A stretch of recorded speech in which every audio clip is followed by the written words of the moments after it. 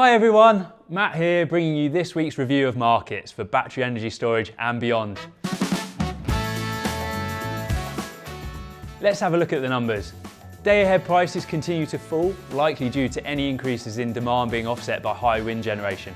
We'll touch more on that later. We've seen prices fall to close to zero on 3 nights over the past week, as well as a suppression of peak prices. In frequency response markets, volumes were similar to last week's.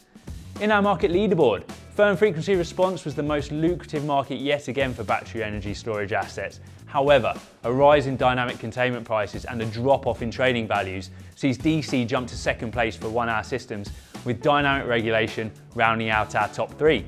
For 2-hour systems, day-ahead trading offered more value. Next week, the weather looks set to remain reasonably warm for this time of year, keeping demand lower. This, alongside more high wind forecasts, should leave us with healthy margins throughout the week.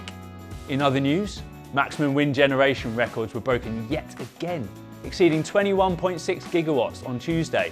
Elsewhere, BEIS published its 2023 capacity market consultation this week.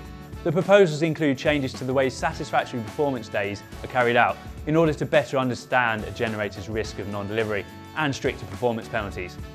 Definitely one to take a look at if you're active in the capacity market, and we'll bring you more updates as and when they happen. And finally, here's our chart of the week. As we mentioned earlier, we've seen wind generation record broken again. In fact, the high winds we've seen mean that wind has contributed half of Great Britain's generation mix in 2023 so far. This has kept gas generation relatively low, with nuclear the next biggest contributor after wind.